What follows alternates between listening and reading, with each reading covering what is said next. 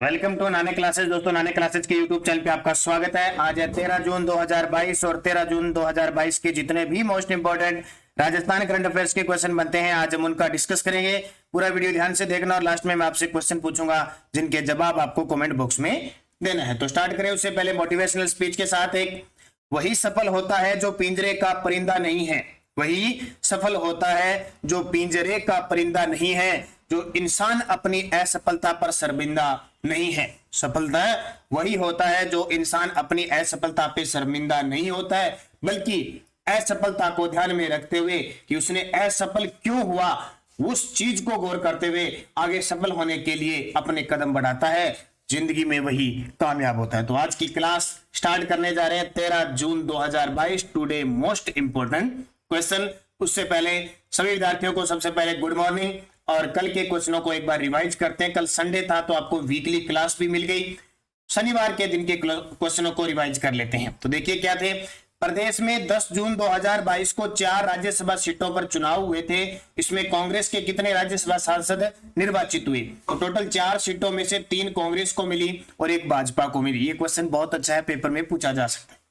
Food safety and standard authority of India ने राजस्थान के कितने स्कूलों को एक साथ ईट राइट स्कूल का दर्जा दिया? 37।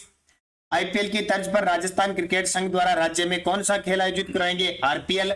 और बाड़मेर में चलाए जा रहे नवाचार मिशन सुरक्षा चक्र अभियान का संबंध एनीमिया जांच से है।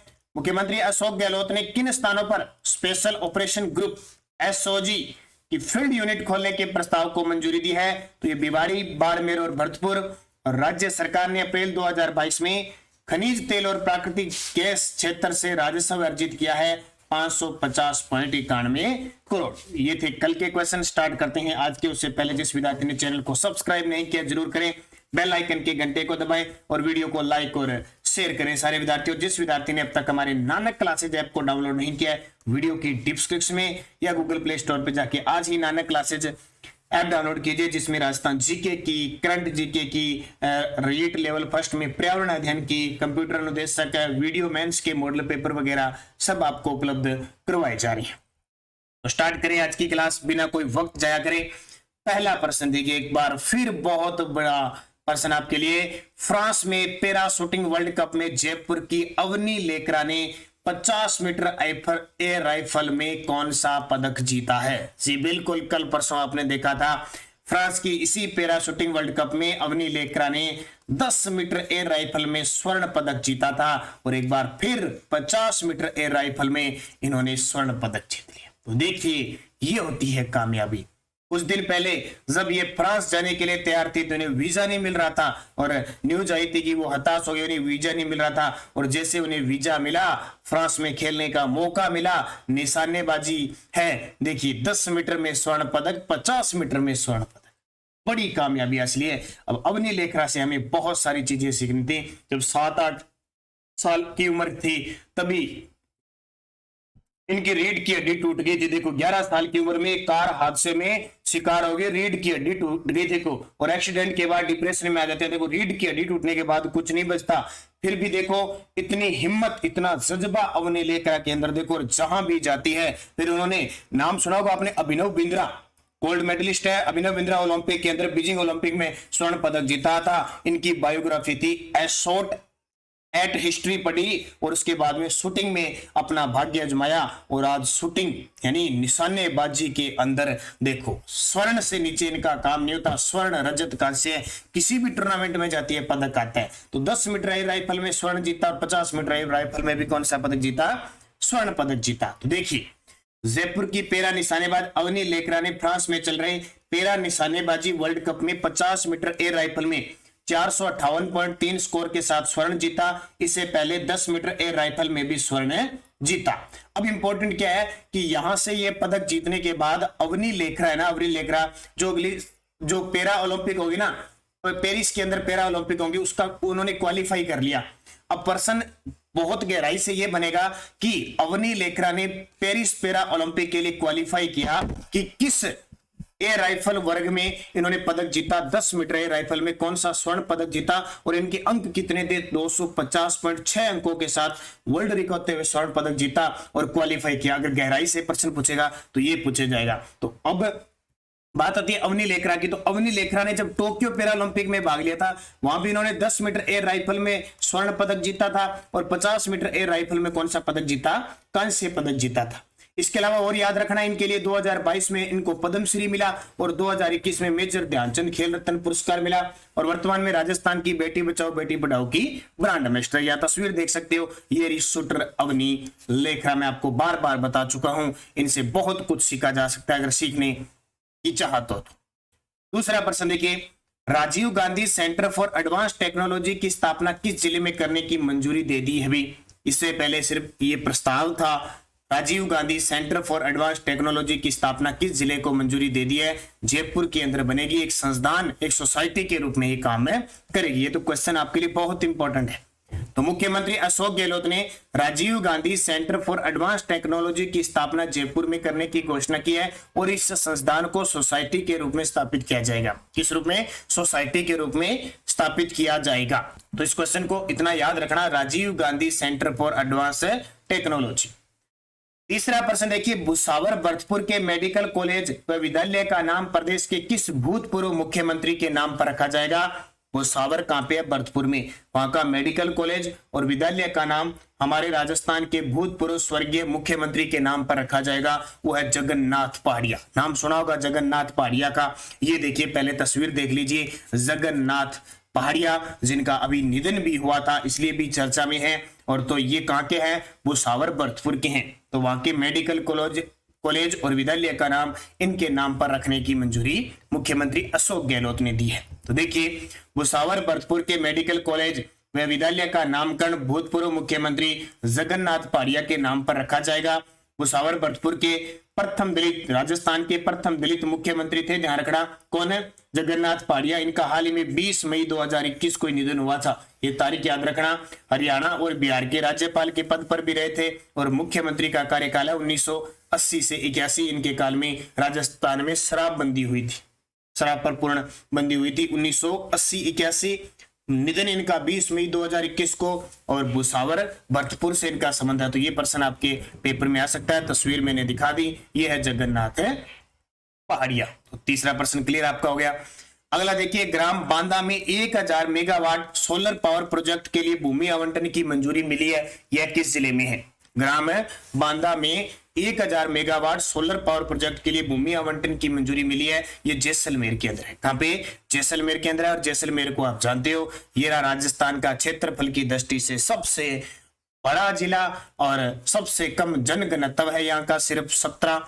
और ये पाकिस्तान से सीमा लगती है सबसे ज्यादा 464 किलोमीटर। और न्यूनतम 1% में बात करें तो जोधपुर चूरू के बाद 3 नंबर पर जैसलमेर आता है। इसकी सीमा देखो कहां कहां लगती है? बीकानेर से लगती है, जोधपुर से लगती है और बाड़मेर से इस जैसलमेर की सीमा लगती है। बाकी जैसलमेर की करंट की बात करूंगा मैं बूस्टर डोज के साथ।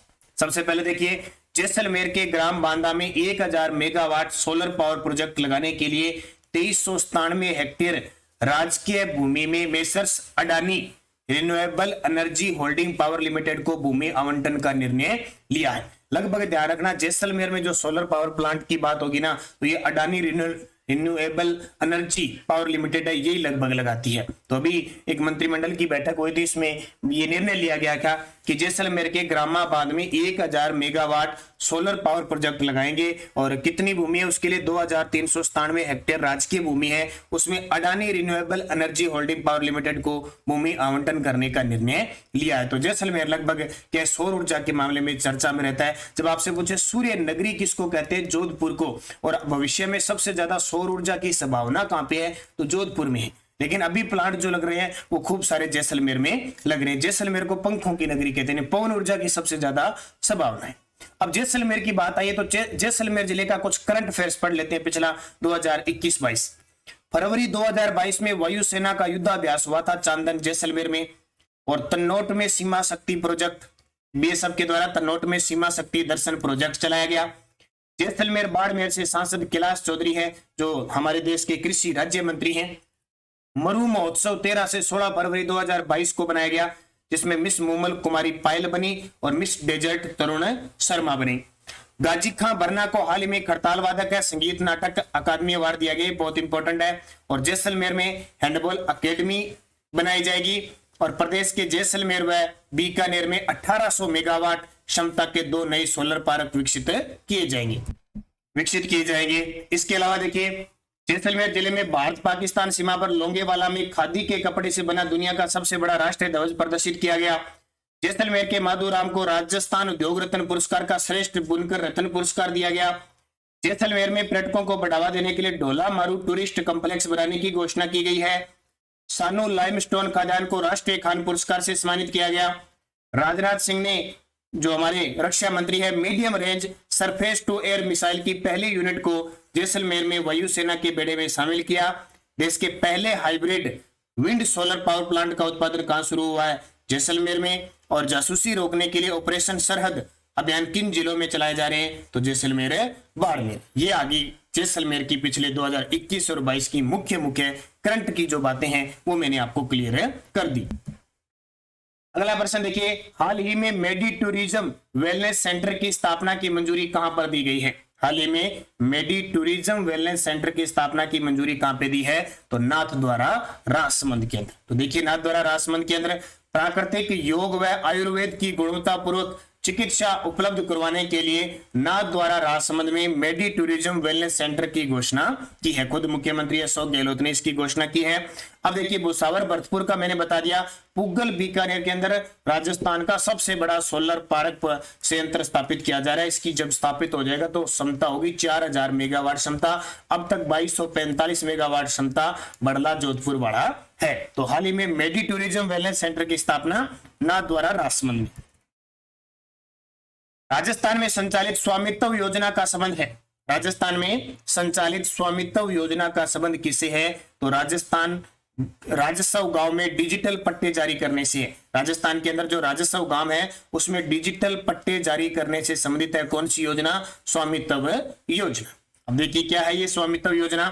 तो मई 2022 को प्रदत्त जानकारी के अनुसार ड्रोन सर्वे की सहायता से राजस्व गांव में आबादी क्षेत्र के डिजिटल पट्टे जारी करने से संबंधित स्वामित्व योजना में 4 और जिले टोंक, बूंदी, अजमेर और पाली को शामिल कर लिया गया है।